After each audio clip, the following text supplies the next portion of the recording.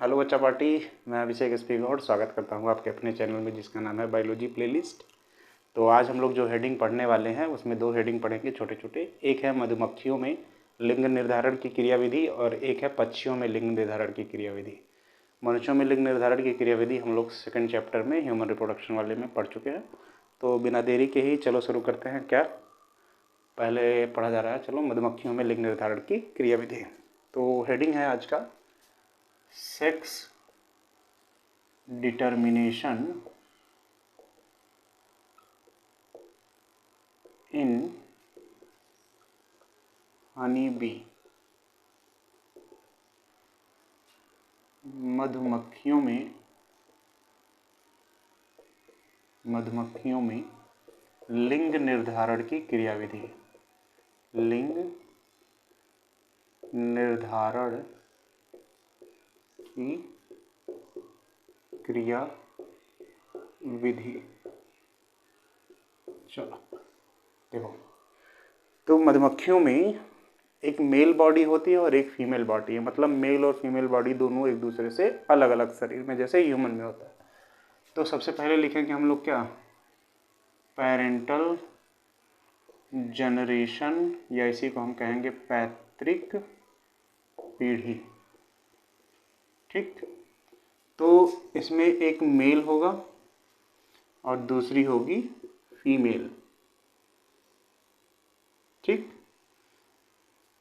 Nature ने ऐसा बनाया है इन दोनों को कि मेल की बॉडी जो होती है वो हैप्लॉइड होती है और फीमेल की बॉडी जो होती है वो क्या होती है, डिप्लॉइड होती है। डिप्लॉइड होने कहने का मतलब इसमें जितने गुणसूत्र होंगे उसके दोगुने गुणसूत्र फीमेल वाले में पाए जाते हैं। जैसे कि मान लो कह रहा है कि फीमेल के बॉडी में क्रोमोसोम नंबर कितने हो गए, 32। तो मेल के बॉडी में क्रोमोसोम नंबर कितने होंगे, 16।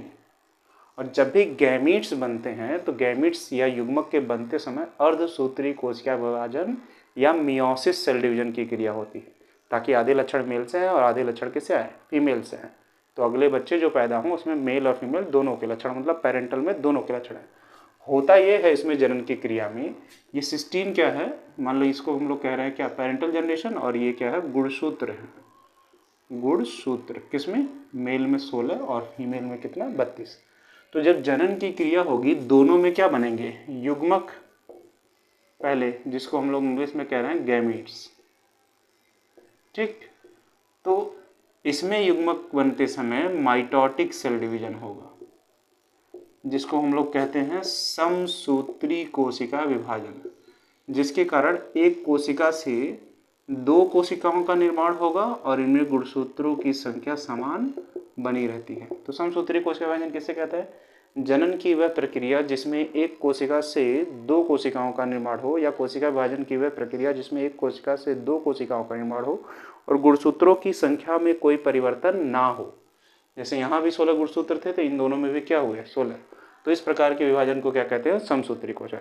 लेकिन फीमेल में जब गैमेट्स बनेंगे तो यहाँ होगा मियोसिस, या इसको कहते हैं अर्धसूत्री कोशिका विभाजन। तो जनन की वह प्रक्रिया जिसमें युग्मकों के निर्माण के समय या गैमेट्स के निर्माण के समय एक कोशिका से 4 कोशिकाओं का निर्माण हो और इनमें गुणसूत्रों की संख्या क्या हो, आधी हो। तो इस प्रकार के विभाजन की क्रिया को क्या कहेंगे हम लोग, अर्धसूत्री कोशिका विभाजन। तो आधी मतलब इसमें से क्या है, 16 हो जाएंगे सब में। और निषेचन की क्रिया में नर तथा मादा युग्मक या मेल तथा फीमेल गैमीट्स क्या होते हैं, आपस में फ्यूज होते हैं या मिलने की क्रिया करते हैं। तो ये वाला मान लो इससे मिला तो 16 क्रोमोसोम यहाँ से, 16 यहाँ से कितने हो जाएंगे, 32। ये वाला इससे मिला, यहाँ से भी 16 और यहाँ से भी 16, टोटल कितने हो जाएंगे, 32। तो अगर पूछेगा 32 गुणसूत्र किस में होते हैं, मेल में कि फीमेल में, तो क्या लिखोगे, फीमेल। तो मधुमक्खियों में जो फीमेल या मादा मधुमक्खी पैदा होती है पहली पीढ़ी में, या फिलियल फर्स्ट जनरेशन में, या इसी को हिंदी में लिखेंगे हम लोग क्या, प्रथम पीढ़ी में। ठीक, फीमेल जो पैदा होती है इसमें गुणसूत्रों की संख्या क्या होती है, 32। क्यों, क्योंकि ये किसके कारण पैदा हो रहे हैं, निषेचन के कारण। किसके कारण, फर्टिलाइजेशन के कारण। फर्टिलाइजेशन के कारण पैदा होती है क्या, फीमेल। लेकिन इसमें विसेचन दोनों में होगा नहीं, तो ये बदल जाएगा किसमें, मेल में, नर मधुमक्खी में, और ये भी बदल जाएगा किसमें, नर मधुमक्खी में। और ये दोनों पैदा हुए बिना निषेचन के, विदाउट फर्टिलाइजेशन, बिना निषेचन के पैदा हुए। तो इसीलिए मेल के जन्म लेने की क्रिया को कहते हो अर्हेनोटॉकी, अर्हेनोटॉकी। तो मेल के जन्म लेने की क्रिया को क्या कहा जाता है, अर्हेनोटॉकी, जबकि फीमेल के जन्म लेने की क्रिया को कहते हैं हेप्लॉइडी प्लॉइडी। मेल के जन्म लेने की क्रिया को अर्हेनोटॉकी और फीमेल के जन्म लेने की क्रिया को क्या कहते हैं, हेप्लॉइडी प्लॉइडी। तो इस तरीके से होता है कुछ मधुमक्खियों में जनन की क्रिया। मधुमक्खियों में जो मेल पैदा होते हैं इनके विषय में कहा जाता है कि इनके पिता नहीं होते हैं, क्योंकि इसका संबंध केवल मम्मी से है, पापा से तो कोई लक्षण है नहीं। लेकिन इनके नाना नानी, ग्रैंडफादर ग्रैंडमदर होते हैं, क्योंकि जब इसकी मम्मी पैदा हुई होंगी तो इनमें 16 आए होंगे मेल से और 16 आए होंगे किससे, फीमेल से। तो इनमें दोनों के लक्षण हैं। तो अगर देखा जाए ये मम्मी, ये पापा, ये इनके बच्चे चारों, तो इसमें इसके मदर हैं पर फादर नहीं है, क्योंकि फादर से कुछ लेना देना नहीं है, उसके लक्षण नहीं है, पर इसके नाना नानी हैं, ये कहा जाता है। तो मधुमक्खियों में जो नर पैदा होते हैं उसकी मदर होती हैं, पिता नहीं होते, लेकिन उनके ग्रैंडफादर और ग्रैंडमदर होते हैं। तो इतनी चीज़ें हैं हमारी मधुमक्खियों में लिंग निर्धारण की क्रियाविधि में। स्क्रीनशॉट लेना चाहें तो ले सकते हैं, हम इसको मिटाने वाले हैं। इसके बाद हम लोग पढ़ेंगे अब पक्षियों में लिंग निर्धारण की क्रियाविधि। तो हम हेडिंग थोड़ा सा चेंज कर ले रहे हैं, बाकी वही रहेगा। चलिए, पक्षियों में लिंग निर्धारण की क्रियाविधि। ठीक है, साफ हो गया। चलो देखो, होता ये है पक्षियों में सेक्स डिटर्मिनेशन इन बर्ड्स, या इसको हम लिख लें पक्षियों में लिंग निर्धारण की क्रियाविधि। होता यह क्या है कि पक्षियों में भी पेरेंटल जनरेशन होगा, मेल फीमेल बॉडी है, तो एक मेल बॉडी होगी और एक फीमेल बॉडी होगी।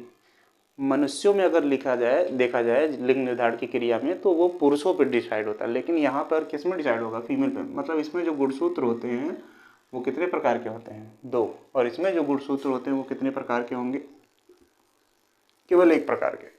इन दोनों को प्रदर्शित करते हैं ZW से, इसको प्रदर्शित करते हैं ZZ से। अगर यही ह्यूमन होता तो इसको कहते XY और इसको कहते XX। तो ह्यूमन में ये सेम होता है और ये डिफरेंट होता है, लेकिन पक्षियों के केस में ये सेम हो गया, ये डिफरेंट हो गया। ठीक, तो इसमें जब वो गैमीट्स बनेंगे तो ये दोनों गैमीट्स एक जैसे होंगे, इसलिए मेल को कहा जाता है होमो। होमो मतलब सेम, गैमिटिक, गैमिटिक मतलब गैमिट्स या युग्मक, समयुग्मकी। इसको कहा जाएगा हेट्रो, मतलब डिफरेंट, क्या, गैमिट, हेट्रोगैमेटिक्स, ये हाँ GAMETIC, हेट्रोगैमेटिक या विषम युग्मकी इसको कहा जाता है। तो क्योंकि यहाँ पे दोनों सेम बनेंगे तो इसको हम लिखेंगे क्या, ZZ, और यहाँ पे दोनों अलग अलग बनेंगे तो इसे प्रदर्शित करेंगे ZW से।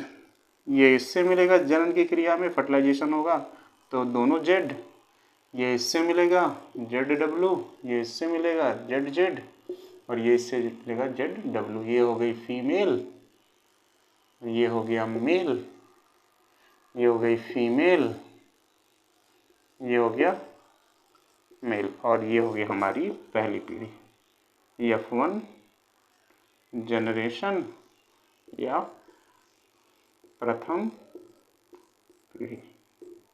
तो पक्षियों में लिंग निर्धारण की क्रियाविधि मादा पक्षियों पर निर्धारित होते हैं, क्योंकि ये कैसे होते हैं, हेट्रोगैमेटिक होते हैं, 2 प्रकार के बनते हैं, और मेल कैसा होता है, होमोगैमेटिक। तो डिसाइड करता है ये कि Z वाला मिलेगा कि W वाला मिलेगा।